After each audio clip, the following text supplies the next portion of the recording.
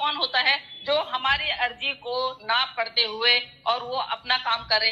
क्या एपी सिंह जी के पास इतना पैसा है कि वो हम लोगों को देख के या पूरी भारत की जनता को देख के ये बोलते हैं कि नहीं, आपको सिर्फ मेरी सुननी है या उनकी नहीं सुननी है? अगर ऐसा है तो मैं भी जब भी मुझे टाइम लगेगा, जैसे भी आस्था जी का आदेश होगा, हम जाएंगे और उनको बोलेंगे, देखो अगर आपको उनका कहना मानना है तो आप जाके उनके घर में गार्ड का काम कीजिए।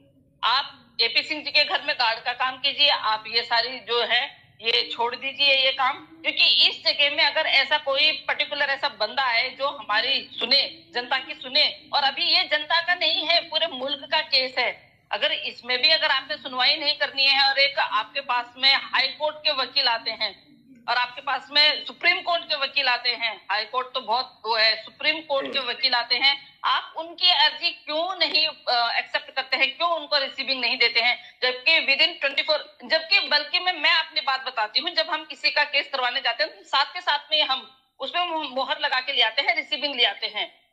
हम वो नहीं करते हैं, देर नहीं करते हैं कि भाई हमने कोई केस करना है तो फटाफट ये निबट जाए। हम उनको बोलते हैं जीडी नहीं चाहिए, हमें रिसीविंग चाहिए और एफआईआर की कॉपी ही चाहिए। फर्स्ट इंफॉर्मेशन रिपोर्ट जो होती है एफआईआर, फर्स्ट इंफॉर्मेशन रिपोर्ट होता है वो, और उस पे हमारा पूरा अधिकार है। जीडी जो होता है, जब कोई जीडी लेते हैं तो जीडी में क्या होता है कि जर्नल डायरी होता है, वो रख के और भूल जाते हैं उसको, फिर उनको याद दिलाना पड़ता है। देन उसके बाद फिर दोबारा वही प्रोसेसिंग करनी पड़ती है कि जीडी ना करते हुए फिर हमें एफआईआर करवानी पड़ती है। तो जब पहले ही एफआईआर हो चुकी है तो किस चीज का वो वेट कर रहे हैं? क्या उनको ये लगता, या फिर मुझे लगता है कि उनको ये हो रहा होगा कि पहले यहाँ महिलाएं आए, तोड़ फोड़ करें और ज्यादा हंगामा हो, हम उन लोगों को इतना तवज्जो दें? उनका काम है, सरकारी सैलरी ले रहे हैं, वो सरकारी पैसा उनके घर में जा रहा है। फिर आप कौन होते हैं? एपी सिंह जी कौन होते हैं सत्ता को रोकने वाले? इन लोगों को रोकने वाले जो लोग अपने अपने उसमें कार्यरत हैं।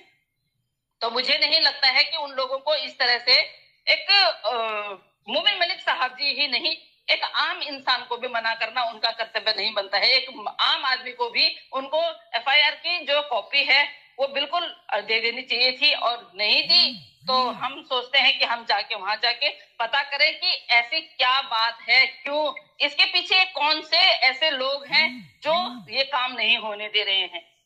तो अगर हम इसके पीछे लग गए हैं, आम लोग नहीं लगते, यानी देखिए एक इतना पावरफुल कोई पीछे इसके है मामला कि हमें मतलब देखिए ना, पुलिस वाला या गवर्नमेंट का जो एक अफसर होता है या गवर्नमेंट का एम्प्लॉय होता है, बड़ा डरपोक सा होता है, क्योंकि एक सिंगल पेपर जो होता है ना वो उसकी मार होता है। अगर वो काम ठीक नहीं कर रहा तो गवर्नमेंट सिंपली उसको जो है वो ले ऑफ कर सकती है, बिल्कुल हटा सकती है उसके काम से। तो रीजन ये है कि एक शख्स, इसका मतलब है कि उसको पॉलिटिकली सपोर्ट मिल रही है या उसको किसी बड़े गैंग की सपोर्ट है कि जिसकी वजह वो खुद भी यरगमाल हो गया, खुद भी डिपेंड हो गया कि अब मैं कुछ नहीं कर सकता, अपने हाथ खड़े कर दिए। तो ये सिचुएशन बहुत क्लैरिटी चाहती है कि आखिर कौन है बिहाइंड द सीन। मैं यकीन माने, हम जब से इस केस को लेकर चल रहे हैं हमें वो चेहरा अभी तक नजर नहीं आया। एपी सिंह का चेहरा हमारे सामने है, हम उसकी ही बात करते रहे, उसको देखते रहे, लेकिन still we are facing to find out that particular face या वो हाथ जो खुफिया हाथ है वो कौन से हैं कि सीमा जैसी इलीगल भगोड़ी। बिल्कुल, मैं जी आप बात करें। बहुत सारे लोगों को मैं बोलती हूँ, जब भी बहुत सारे लोग ऐसे इस तरह से, आप देखिए ना, एक वरिष्ठ हमारे जो वरिष्ठ वक्ता हैं, देखिए ना, एक वरिष्ठ हमारे जो वरिष्ठ वक्ता हैं, वरिष्ठ लॉयर हैं, उनको देख के अगर ये लोग नहीं कांप रहे हैं तो आम जनता का क्या हाल होता होगा?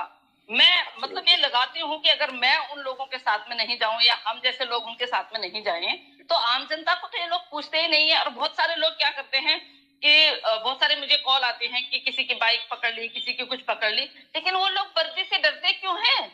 वो वर्दी हमने दी हुई है उनको,